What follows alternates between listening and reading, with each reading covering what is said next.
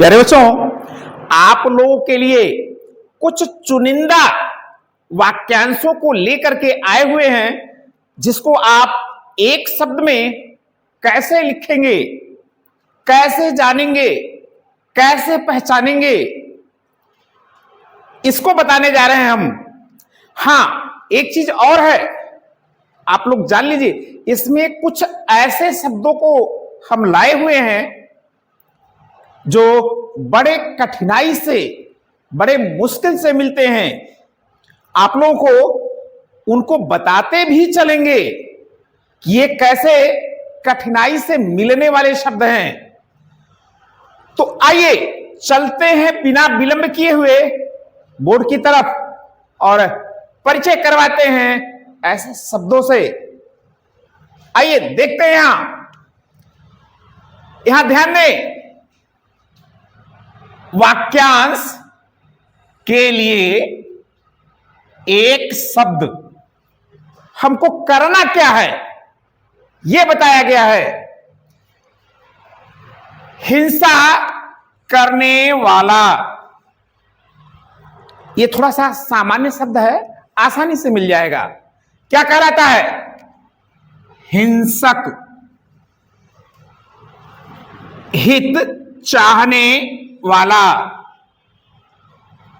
हितैषी, आपका अच्छा चाहने वाला, आपका साथ निभाने वाला, आपके लिए अच्छा सोचे, वह है हितैषी। आगे बढ़ते हैं।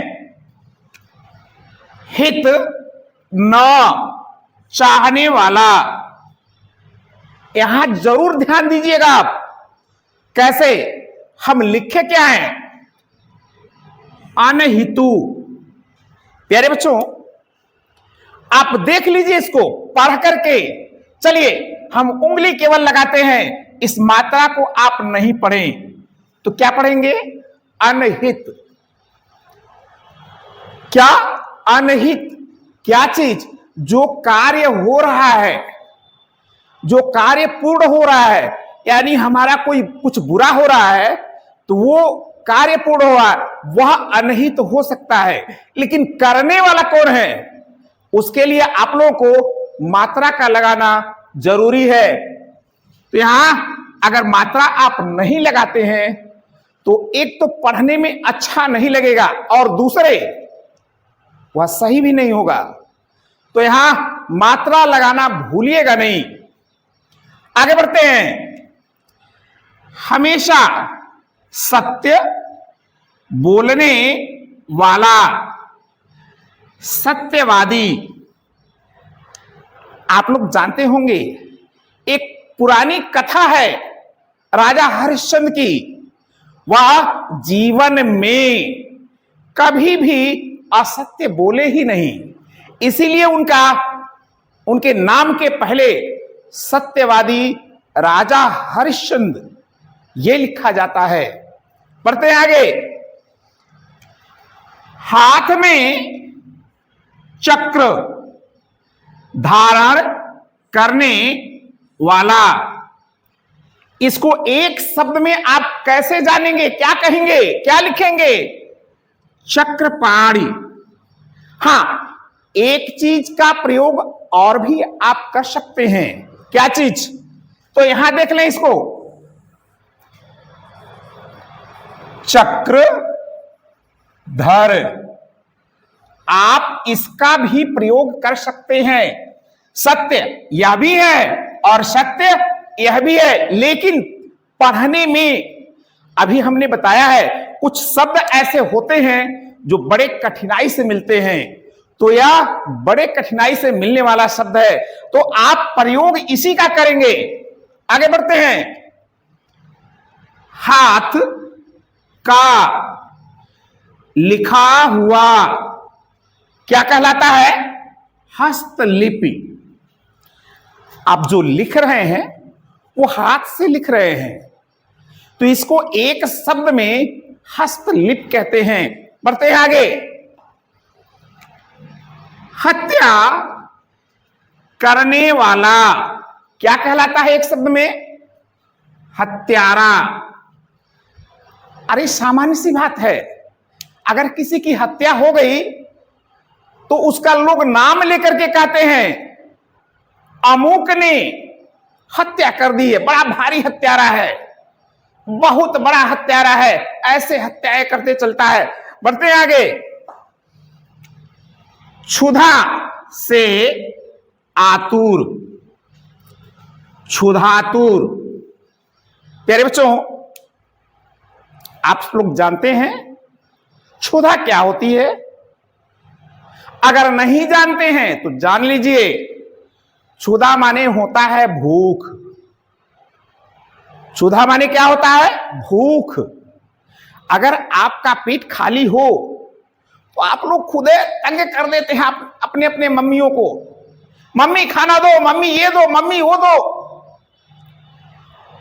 तो जिसको भूख लगी होती है उसके लिए है, एक शब्द में उसको क्षुधातुर कहते हैं। आगे बढ़ते हैं। क्षमा पाने योग्य क्या होता है? इसको एक शब्द में कहेंगे क्षम्य। आगे बढ़ते हैं। वृक्ष लता आदि से ढका हुआ स्थान। वृक्ष, वृक्ष यानी पेड़। लता क्या होती है?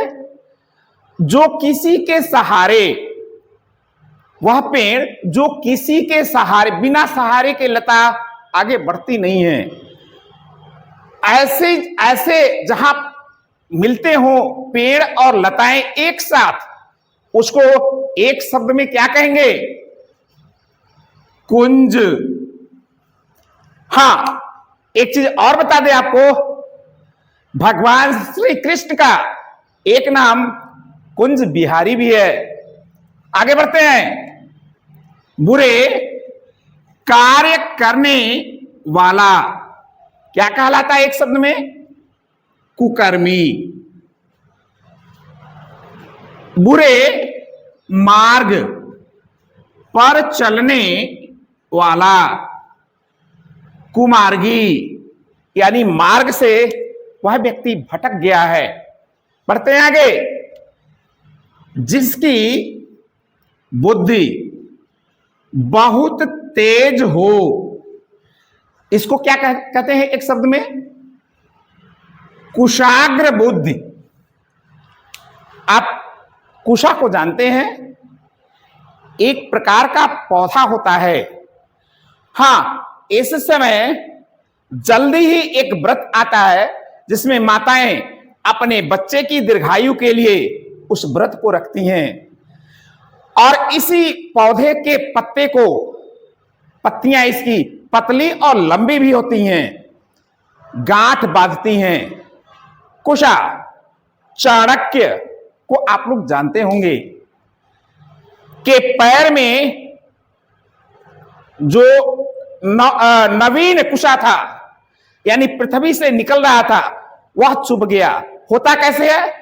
बहुत ही कठिन होता है, बहुत ही नुकीला होता है, किसी तीर से कम नहीं होता है। इसके लिए इन्होंने उपाय निकाल लिया था, वो आपको हम बाद में बताएंगे, लेकिन होता है बड़ा ही नुकीला। यानी इसी के नाते चूंकि उसका ऊपर का भाग, शीर्ष भाग बहुत ही तेज होता है, और इसलिए बुद्धि के लिए रखा गया है यह शब्द कुशाग्र बुद्धि। आगे बढ़ते हैं। जिस लड़के का विवाह न हुआ हो उसे कहते हैं एक शब्द में कुमार। जो अच्छे कुल में उत्पन्न हुआ हो उसे कहते हैं कुलीन। अच्छा कुल यानी अच्छे कार्य जो करते हैं, जो अच्छाई के ही मार्ग पर चलते हैं, कभी किसी का बुरा नहीं सोचते हैं, ऐसे कुल को क्या कहते हैं? कुलीन कहते हैं। आगे बढ़ते हैं। किए गए उपकार को मानने वाला क्या कहलाएगा एक शब्द में? कृतज्ञ। फिर आगे बढ़ते हैं, कल्पना से परे हो, इसे एक शब्द में आप क्या कह सकते हैं? कल्पनानीत। यह थोड़ा सा कठिन है, लेकिन आप याद जरूर रखिएगा, किए गए उपकार को न मानने वाला क्या कहलाएगा? कृतज्ञ। प्यारे बच्चों, यह कुछ शब्द रहे जो काफी कठिनाई से मिलते हैं।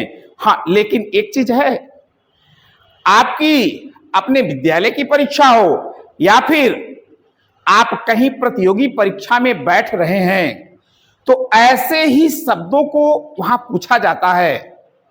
इसलिए आप लोग इसको पढ़िएगा और हमेशा के लिए याद भी रखिएगा।